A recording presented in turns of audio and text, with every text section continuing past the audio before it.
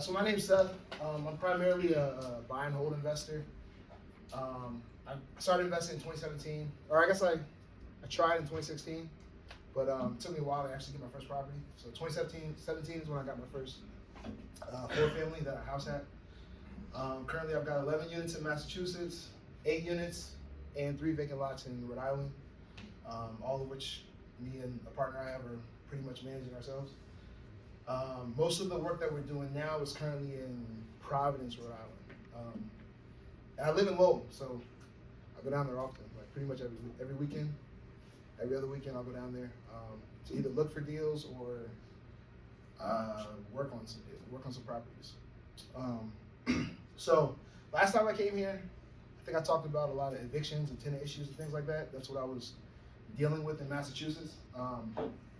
And that's kind of where I was finding a deal. I didn't really know what to talk about today, so I can kind of tell you where I started, where I'm at now.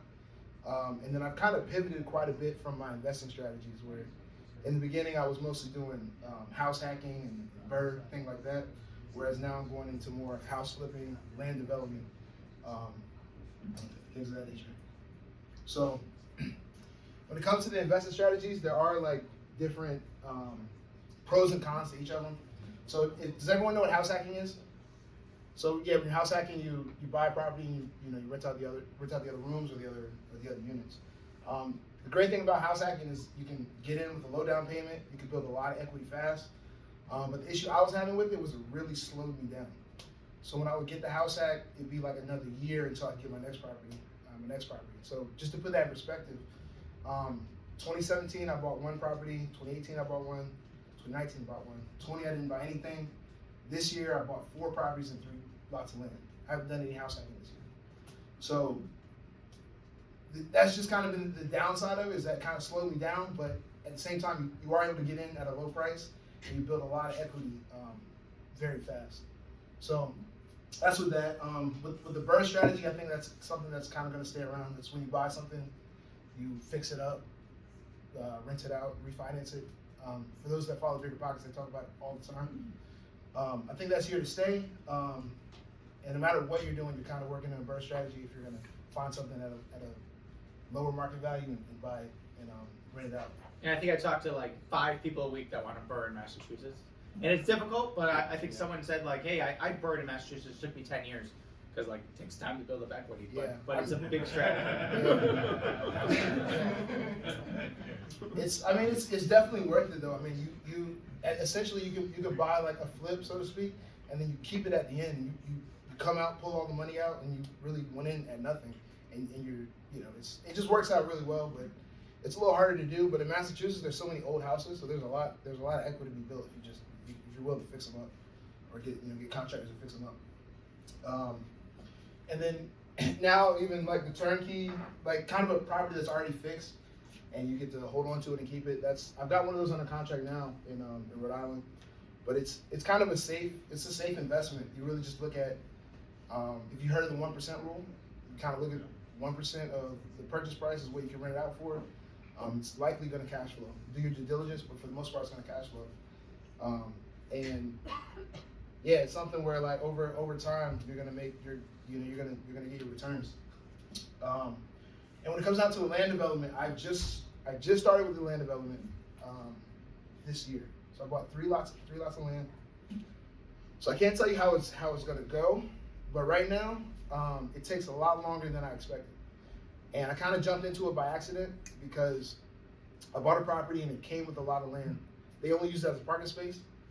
So we decided that it was a better use to actually build something on it. We talked to the city, they said we could build it. And I didn't know how cheaply you could actually build a house, if you get the land for the right price. So it makes a lot of sense if you got the time to wait. And then wholesaling is not something I've ever done, but if you don't have a lot of money, I think it's a good option. I know you guys work with some wholesalers. Have you bought anything from a wholesaler? I have not. I've tried to, but they've all fallen through. So whatever that means. But the main thing I wanted to everyone to take away from real estate, so to speak, in my opinion, the most important skill in real estate is understanding a good deal and being able to acquire a good deal. Like all the construction and all the building and all that stuff, it's good. You can make good money, but if you understand what a good deal is and know how to acquire it, like you'll never be broke. Like whether it's real estate or anything else, like you know what a good deal is, you'll never be broke. And when it comes to the property and getting them at under market value, like I always look at it like, what can I get under market value and what's the issue with it? So early on, I'm dealing with tenants. So I have this person I'm trying to evict because of this, that, and the third. But what I moved on to now is like I'm getting empty houses that are incomplete. They're not livable at all. No heating systems, the electrical's messed up, all these things that need a lot of work. But there's a lot of value if you can get the people to do that work. So understanding what a good deal is, and then what's the best use for a piece of property in the land. When I've had some properties that had huge yards, just pave over it, make parking spaces, rent out the parking space for like $50, even if they don't live there. You can make good money off that. Even like the land, people are using their parking, you can build something. So, and even when you have an apartment unit, and you change it from 2 bedrooms to 3 bedrooms, a lot of these houses are big enough. They're set up. You don't really need a living room and dining room. Turn one of them into a room, and automatically you just earn $300 extra a month, and it costs you $200 to do the rehab. So it's a lot of these things you just got to think about when you're looking at finding a good deal, or sometimes making a good deal.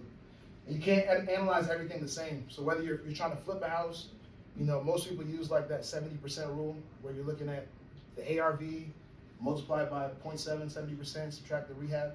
That's what most flippers are going by. Those are like tried and true formulas for flipping, but that's not the same rules you want to use for something that is turnkey or something that is a buy and hold for a long time.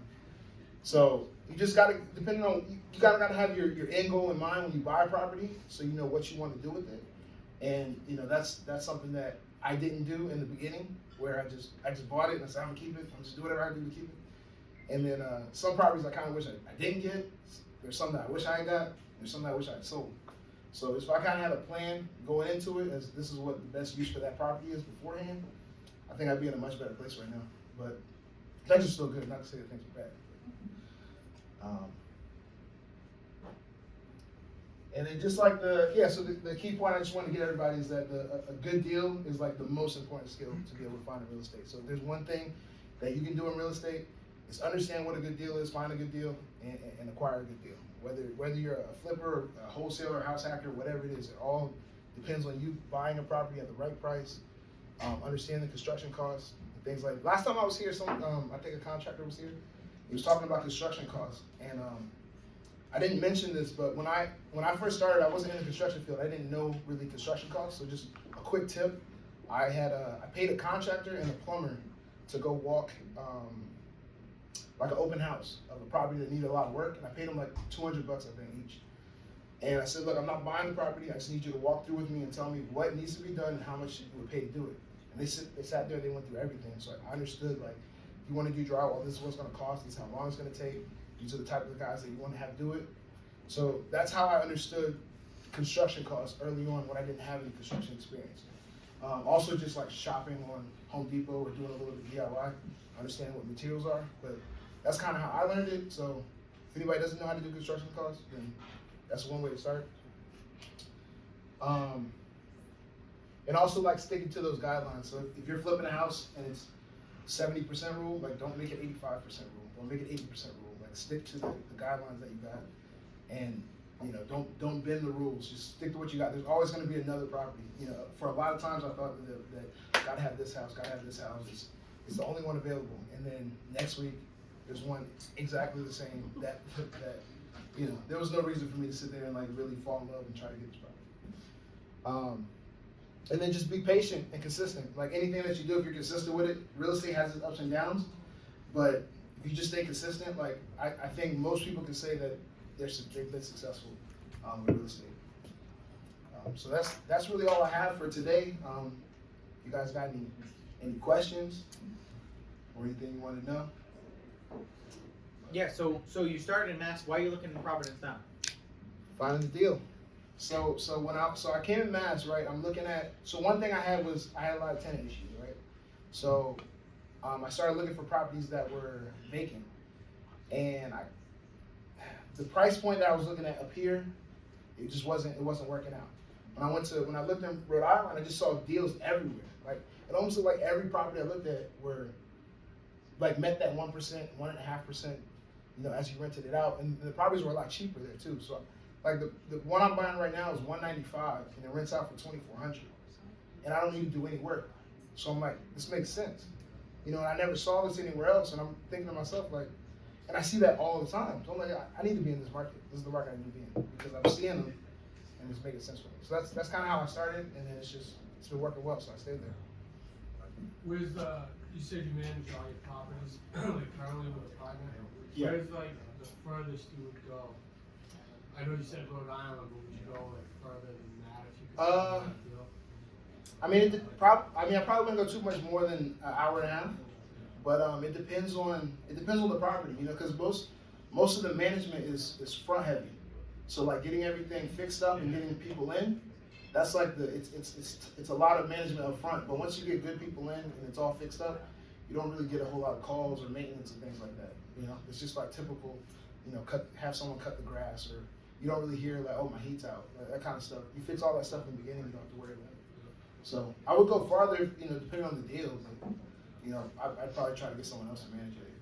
They got more than that. You said you started off with a house hack. I'm looking to do the same at the start of next year. You said that kind of slowed you down. You one house when you're next year, and then you finally got things going. If you could do it differently, how would you get that portfolio moving faster?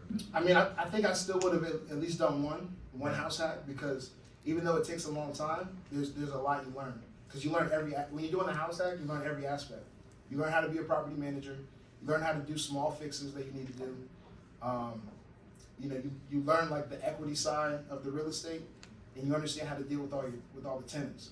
And like someone's not screwing you over when they're trying to do something. They're not playing games.